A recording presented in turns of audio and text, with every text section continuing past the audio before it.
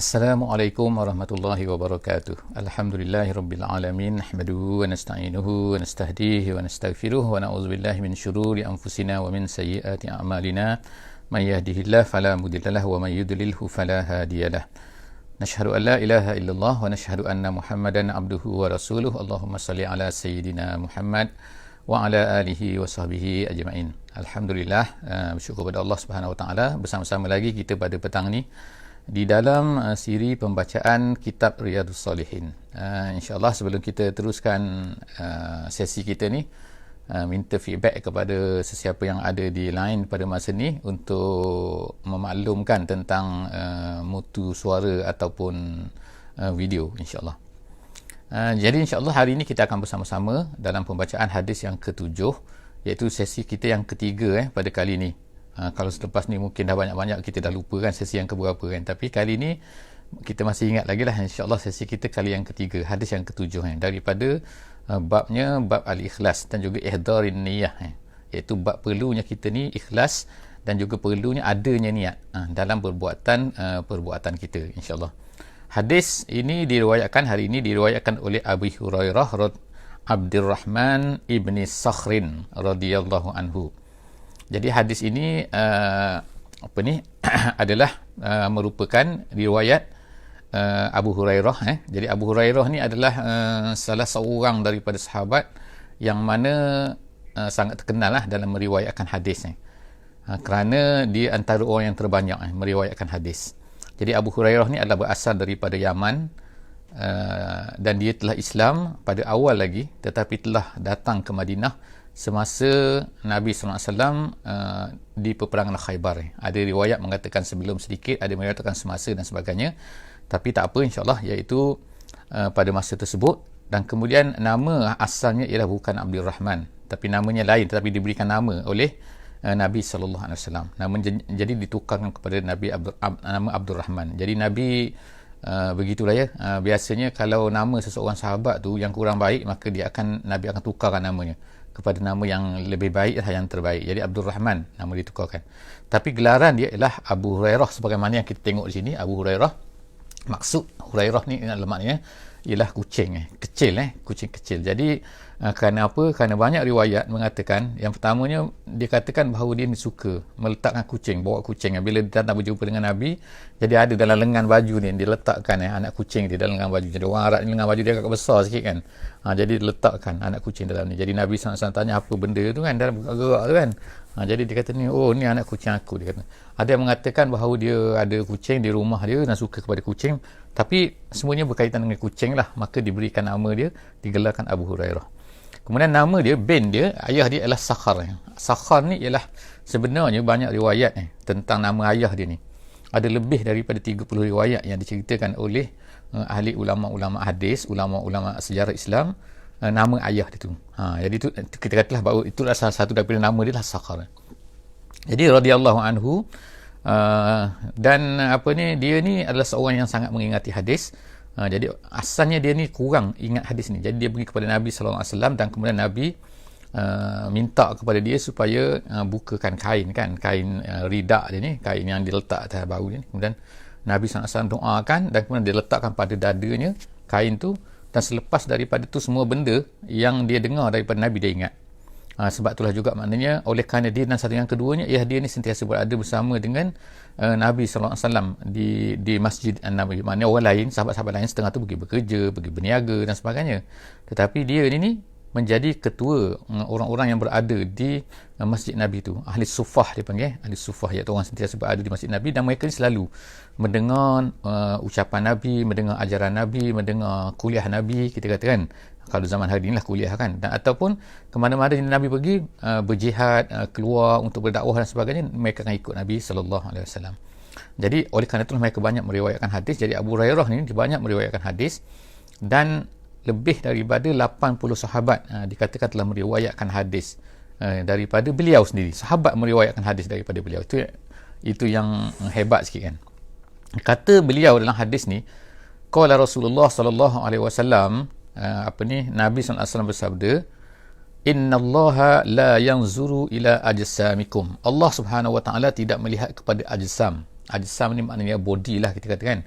ataupun fizikal ni. Allah Ta'ala tidak melihat kepada fizikal kamu. Maknanya fizikal ni apa? Besar ke, kecil ke, rendah ke, kurus ke, gemuk ke, cantik ke, tak cantik ke. Itu semua tu, handsome tak handsome, semua tu adalah Allah Ta'ala tak tengok benda tu. Tak ada nilai di sisi Allah Subhanahu Wa Ta'ala. Wala ila suwarikum, dan Allah Ta'ala tidak tengok gambar kamu. Gambar ni makna bentuk kamu lah kan. Ini makna fizikal kamu, fizikal kecil besar tu kan. Ini suar kamu ni yang tak adalah cantik tak cantik tu kan. Jadi makna dua benda kat sini kan. Jadi nak ceritanya ialah bentuk-bentuk ni bukan kita yang pilih kan. Allah Ta'ala yang melahirkan kita begitu kan. Allah Ta'ala melahirkan kita ni jadi orang Melayu. Allah Ta'ala melahirkan menjadikan orang tu Inggeris, putih. Ada Allah Ta'ala menjadikan orang tu China kan, bangsa Cina. Allah Ta'ala menjadikan orang tu daripada India. Maka bentuk dia macam India lah. Maka orang lahirkan daripada Afrika dan begitulah seterusnya. Tapi benda-benda tu semua tak ada nilai di sisi Allah Subhanahu Wa Ta'ala. Allah Ta'ala tak tengok pun kepada ajsam dan kepada suar. Tapi apa yang Allah Ta'ala tengok ialah apa? Allah Ta'ala tengok kepada walakin yanzuru ila qulubikum. Allah Ta'ala tengok kepada hati kita. Hati kita, maknanya baik tak baik hati kita tu kan. Jadi hati ni manusia ni boleh berubah kan. Maknanya kalau manusia dulu kan dilahirkan sebagai, katakan sebagai tidak Islam, kemudian dia boleh berubah. Hati dia yang berubah sebenarnya, bukan body dia. Sebab itulah kalau misalnya kata hajalah tengok di luaran saja kan, dia semayang tak semayang, tapi kalau hati dia tak terima, jadi tak ada juga kan. Allah Ta'ala tak tengok benda tu. Tak ada nilai di sisi Allah Subhanahu Wa Ta'ala. Jadi yang penting ialah Allah Ta'ala ni melihat kepada hati, dan kemudian Allah Ta'ala kepada a'malikum, amalan kita. Jadi dua perkara ni lah kan. Jadi ini luaran, ini dalaman. Jadi apa yang kita buat, tak kira bentuk kita macam mana, apa yang kita rasai, apa yang kita yakini, tak kira lah kan kita ni bentuk macam mana, ajsam macam mana, suar macam mana, tak kira. Kalau kulub kita macam tu, amal kita macam tu, maka itulah perkara yang dilihat oleh Allah Subhanahu Wa Ta'ala. Jadi kenapa hadis ini diletakkan di bawah bab ini? Ahli kata-kata ialah Imam Nawawi melihatnya, itu pentingnya hati di sini kan. Pentingnya hati dan amalan ni, amalan lah kita katakan. Jadi kalau kita tengok sini, kalau dalam ilmu sekarang lah kan ilmu moden ni mungkin kita kena iaitu belajar dua benda. Amal ni ialah dari segi fiqhnya, kulubnya dari segi tasawufnya. Itu ilmu sekarang lah yang ada sekarang pada hari ini kan. Jadi insyaAllah hadis ini adalah hadis sahih, diriwayatkan oleh Muslim. Jadi kita tengok seterusnya ialah hadis yang ke-8. Hadis yang ke-8 diriwayatkan oleh daripada Abi Musa Abdullah ibni Qais al-Ash'ari. Daripada Abi Musa, masyhur dia Abi Musa al-Ash'ari nama dia kan. Abi Musa al-Ash'ari. Tapi sebenarnya ini bukan nama dia. Abi Musa ni adalah gelaran dia, kunyah dia kan. Dalam bahasa Arab kunyah kan. Gelaran lah kita bahasa Melayu kan. Iaitu dia ayah kepada Musa. Tapi nama dia ialah apa? Abdullah bin Qais. Ini nama sebenar dia. Tapi kalau kita sebut Abdullah bin Qais ni, ramai orang tak tahu kan. Tak pernah dengar siapa Abdullah bin Qais. Jadi begitu jugalah kan. Jadi di kalangan para sahabat mereka lebih kenali dengan Abu Musa al-Ash'ari. Kita pun kenal dia dengan Abu Musa al-Ash'ari, tapi nama dia Abdullah bin Qais. Al-Ash'ari ni ialah dia satu kabilah daripada Yaman. Dia ni Abu Musa lah kita panggil dia daripada kabilah Ash'ari. Ash'ari itu maksudnya yang berbulu, maksud dia. Yang berbulu. Kenapa? Kerana seorang tu dulu di zaman dulu-dulu ni, cerita zaman dulu-dulu ni, iaitu di Yaman tu, seorang tu lahir-lahir dia dah berbulu. Jadi mak dia namakan dia tu Ash'ari. Jadi keturunan dia tu, nama dia ataupun kabilah dia selepas daripada itu dinamakan sebagai kabilah Al-Ash'ari. Abu Musa ni adalah seorang sahabat yang Islam awal. Kemudian dia telah berhijrah ke Habasyah. Maknanya kalau kita sebut berhijrah ke Habasyah tu maknanya awal lah tu kan. Itu bukan biasa-biasa tu kan. Jadi dia telah berhijrah ke Habasyah dan kemudian kembali hijrah ke Madinah. Jadi maknanya dia dapat dua pahala hijrah. Kemudian kata dia, qala su'ila Rasulullah. Kalau su'ila Rasulu kalau sa'altu Rasulah, dia macam tu lah. Su'ila Rasulullah sallallahu alaihi wasallam. Maknanya ditanya Rasulullah sallallahu alaihi wasallam daripada apa, tentang apa, anir rajuli, tentang seorang lelaki. Jadi ada orang tanyalah Nabi dia, kalau an ni maknanya tentang, maknanya biasanya kan. Kalau min tu dari, jadi min dari tu tentang. Jadi anir rajuli, ada orang tanya Nabi, ya Rasulullah kan, bagaimana ni kan, tentang ni ada lelaki ni yuqatilu syaja'atan, yang mana dia ni berperang. Sebab apa dia berperang? Syaja'atan, perang kerana nak tunjuk berani ke, tak tahulah kan, nak pangkat ke, itu maknanya kan. Kalau orang tak kata dia berani, dia marah lah kan. Maknanya kerana nak berani, tunjuk aku berani, itu maknanya kan. Dia nak semangat tunjuk berani. Jadi orang yang macam tu, itu yang pertama orang tanya Nabi. Ada seorang lagi pula orang tanya Nabi, wa yuqatilu hamiyatan, dan kemudian seorang lelaki yang berperang yuqatil. Kalau yaqtul tu membunuh, kalau yuqatil tu maknanya berperang. Yuqatil hamiyatan. Hamiyatan ni artinya lah orang yang bersemangat nak mempertahankan sesuatu yang dia sayangi, sama ada family dia ke, sama ada negara dia ke, sama ada tanah air dia ke, sama ada Madinah ke, macam tu kan. Itu maknanya hamiyatan, kerana bersemangat nak mempertahankan sesuatu. Kemudian yang ketiganya ialah wa yuqatilu riya'an, dan juga seorang lagi yang mana dia ni berperang kerana apa? Kerana riya'an.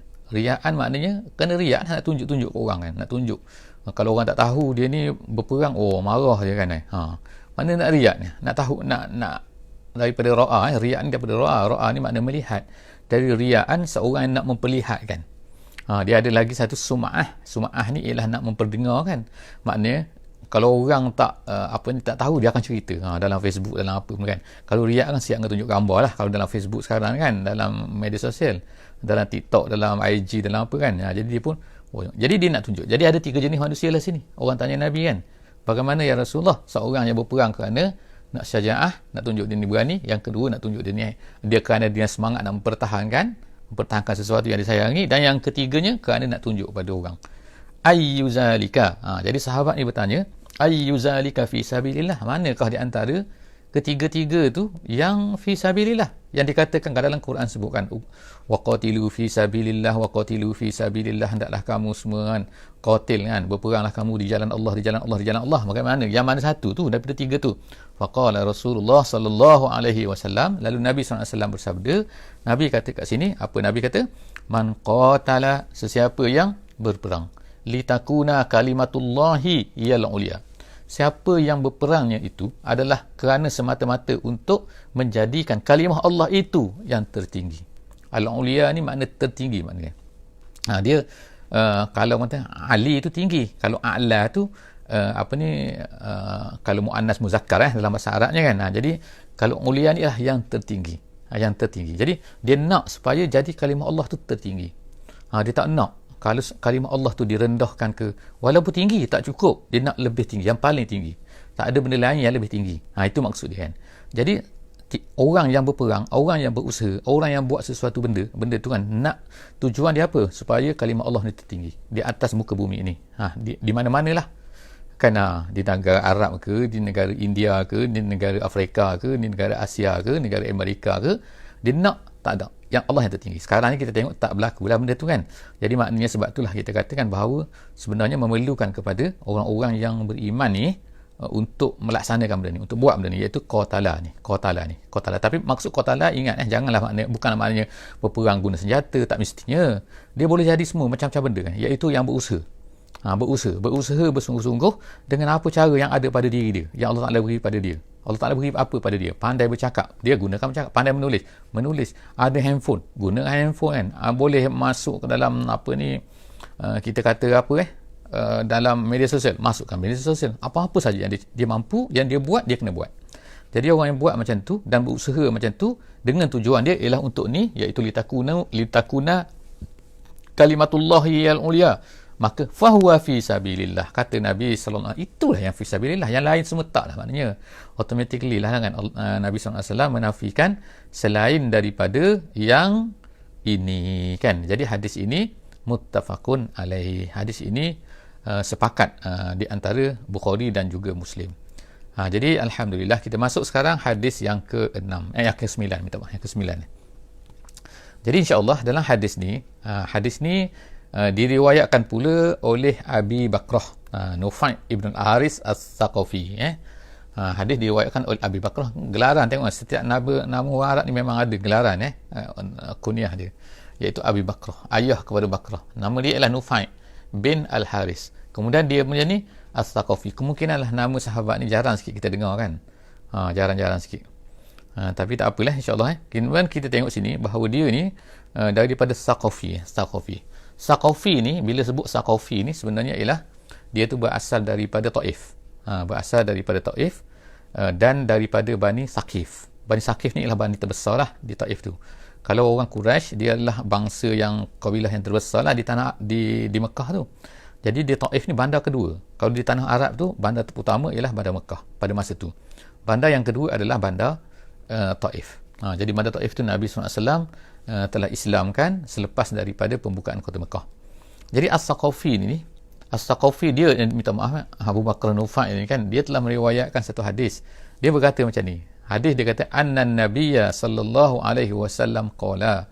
Nabi sallallahu alaihi wasallam telah bersabda. Apa yang Nabi bersabda? Nabi sallallahu alaihi wasallam kata qala, Nabi berkata, Nabi bersabda, izal taqal muslimani, apabila bertemu al muslimani, dua orang muslim, bisayfaihima maknanya dengan dua pedang kedua-duanya, maknanya berperang lah, bergaduh ke berperang ke tak tahulah kan, maknanya tapi berlawan dua orang muslim, dua-dua tu muslim berperang. Fal qatil, jadi dia kata, Nabi telah bersabda, fal qatil, maka orang yang qatil, pembunuh. Maknanya bila berperang-perang dua orang tu, bergaduh dua orang tu atau apa-apa lah, dua orang tu berlawan dua orang tu, seorang tu akan mati biasanya taklah dua-dua mati kan, biasa seorang lah mati, yang nak mati seorang lagi kemudian luka tu cerita lain lah, tapi maknanya biasanya seorang dulu akan mati. Bila seorang tu akan mati, yang ni berhentilah kan. Okey, jadi yang pembunuh, jadi ada pembunuh, ada wal maktul. Nabi kata, dan juga ada seorang lagi wal maktul, iaitu yang dibunuh. Tapi Nabi SAW kata dalam hadis ni, bila berlaku macam tu bila berlaku dua orang tu berlawan, dua orang muslim tu, maka yang pembunuh dan yang dibunuh finnari, masalahnya ialah di dalam neraka, dua-dua dalam neraka, bukan yang pembunuh tu. Kalau ikutnya pembunuh dalam neraka kan, sebab dia bunuh orang. Tapi Nabi kata tak. Nabi kata tak. Jadi qultu, jadi aku pun bertanya lah. Dia kata, aku bertanya lah Rasulullah SAW sini kan, ya Rasulullah, wahai Rasulullah, dia kata, hazal qatil fama balul maktul, ini pembunuh. Al-qatil, hazal qatil, ini adalah pembunuh. Aku tahulah, dia kata, fahamlah itu kan, dia bunuh saudara dia tu kan, saudara orang beriman tu. Fama balul maktul, kenapa pula, apa hal pula, tanya soalan macam tu, fama balul maktul ni, apa hal pula dengan orang yang dibunuh tu, kenapa dia pula masuk neraka? Jadi Nabi SAW berkata, qalan Nabi, ni kata Nabi SAW, innahu kana harisan ala qatli sahibihi. Dia tu siapa? Maktul tu, innahu, orang yang dibunuh tadi tu, walaupun dia dibunuh, tetapi sebenarnya dia tadi tu, kerana tadi masa dia bergaduh dua orang tu, dia melawan dua orang tu. Harisan ni maknanya bersungguh-sungguh, iaitu nak, keinginan yang kuat. Itu harisan.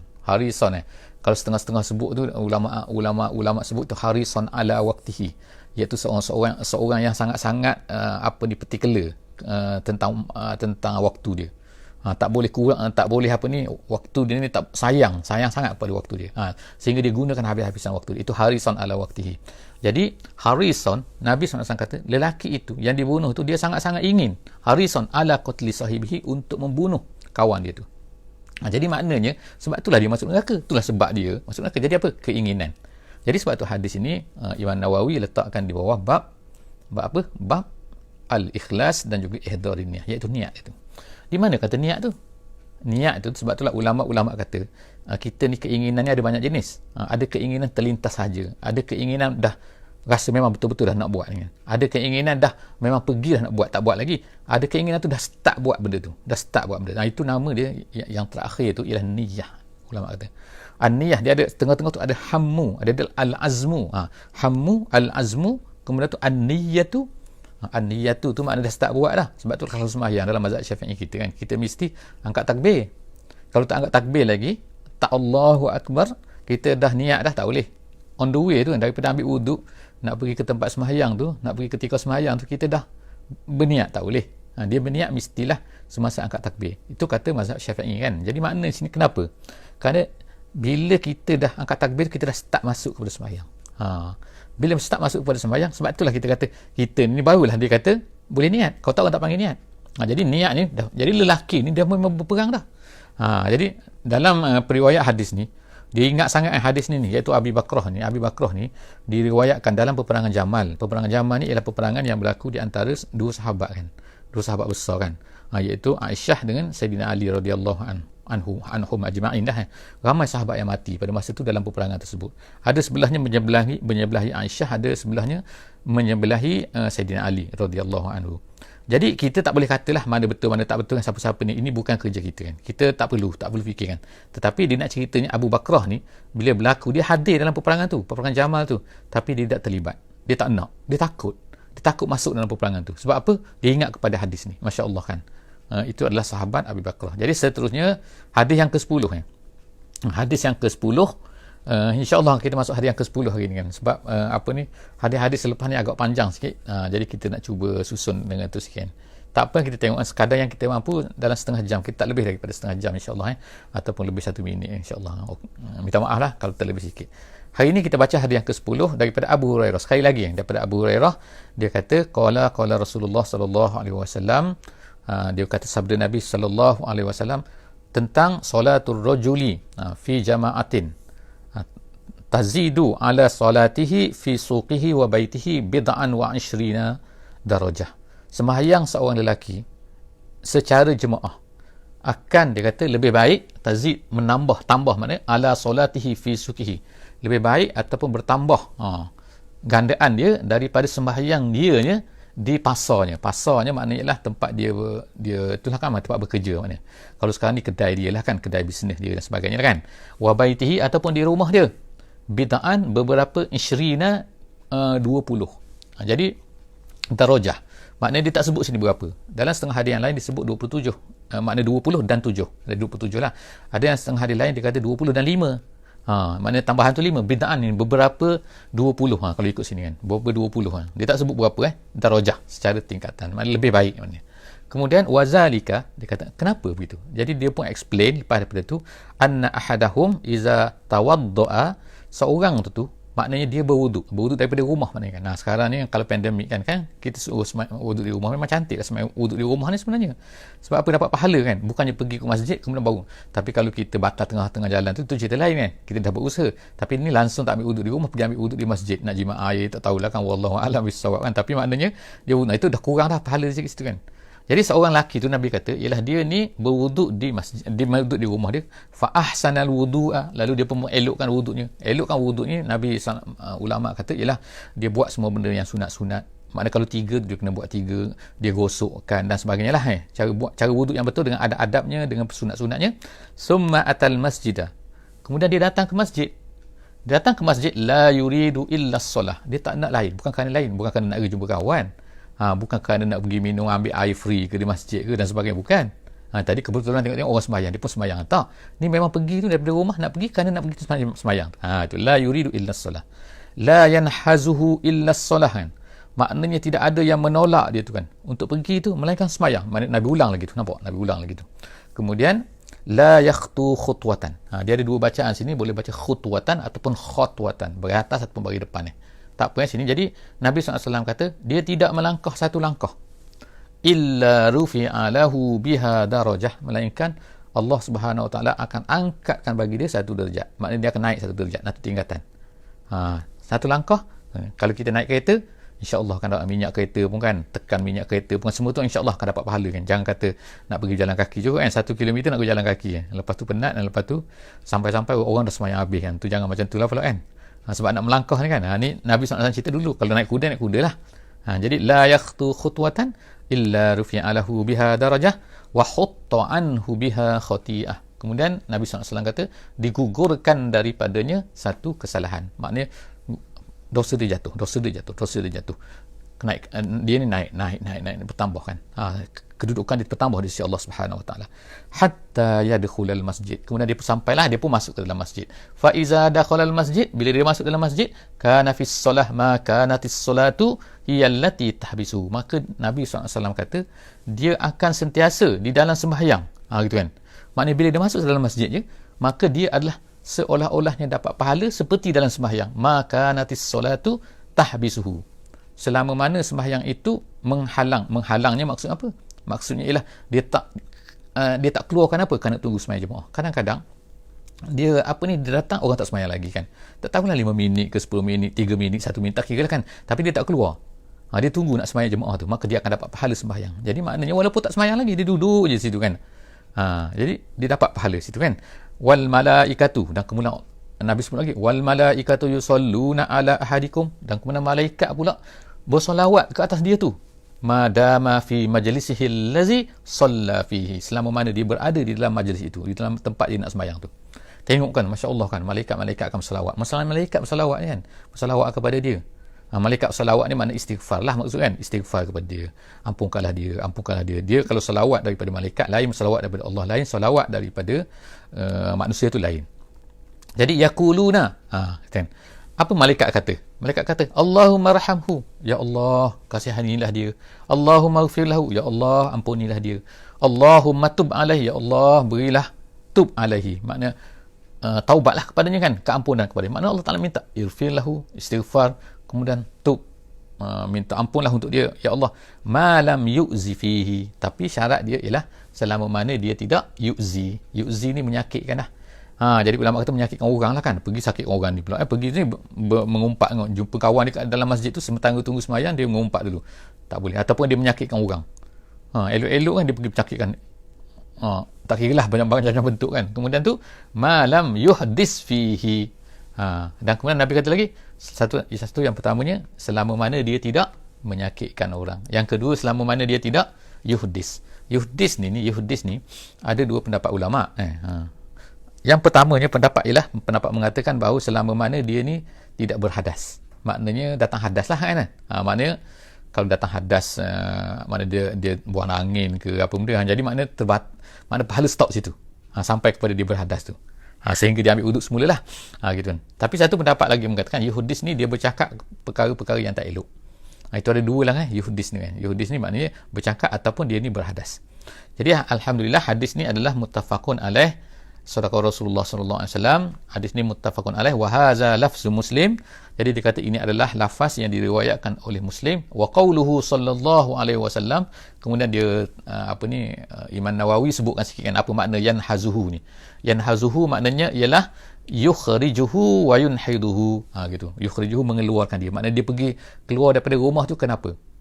Keluar daripada rumah tu kerana dia nak sembahyang. Jadi daripada hadis ni kita akan tengokkan bahawa kan seorang tu dapat pahala lebih kenapa? Sebab itulah setengah hadis kata 27, setengah hadis kata 25. Sebab kadang-kadang tingkatan orang tu tak sama. Setengah tu niat dia, setengah tu wuduk dia, setengah tu kan. Jadi maknanya dia nak pergi ke masjid tu. Keinginan dia tu. Dia punya niat dia nak pergi ke masjid tu yang dapat pahala yang menyebabkan jadi 27 tu. Sebab itulah setengah ulama kata seperti yang disebutkan dalam Fathul Bari. Dan waktu tadi disebutkan bahawa dia kata kalau orang sembahyang jemaah di dalam rumah dia, bukan di masjid, di rumah dia, walaupun jemaah dia tak akan sama dengan pahala sembahyang 27 ataupun 25 di masjid. Kenapa? Dia bukan sebab sembahyang jemaah sahaja, tetapi sebabkan oleh kerana dia berjalannya, keinginannya, niatnya, dia pergi ke sana tu kerana apa gitu-gitu. Itulah yang menyebabkan pahala itu berganda-ganda tu untuk dapat pahala di masjid tu. Jadi insya-Allah kan, moga-moga kita semua akan berusaha insya-Allah untuk melaksanakan benda ni, dan kita kiaskanlah benda ni kan dalam apa saja. Dalam apa saja maksudnya dalam apa-apa perbuatan saja yang baik. Kalau kita buat benda tu dan dia mempunyai mengambil masa kita, yang menyebabkan kita buat tu kerana perkara tersebut, jadi perkara tersebut insya-Allah dengan niat kita yang baik tu, dia akan menambahkan pahala kita insya-Allah kan. Jadi tak sama kan, bukan pada benda tu saja, tapi kerana niat tu juga mempunyai kehebatannya kan, insya-Allah di sisi Allah Subhanahu wa taala. Jadi insya-Allah jumpa lagi di dalam sesi akan datang. Kita akan sambung insya-Allah, akan datang dalam Riyadhus Shalihin hadis yang ke-11 insya-Allah. Aqulu qauli hadza wa astaghfirullahal azim li wa lakum wa billahi taufiq wal hidayah. Wassalamu alaikum warahmatullahi wabarakatuh.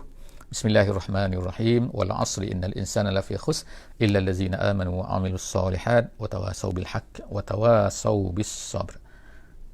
Subhanakallahumma wa bihamdik, nashhadu an la ilaha illa anta, nastaghfiruka wa natubu ilaik.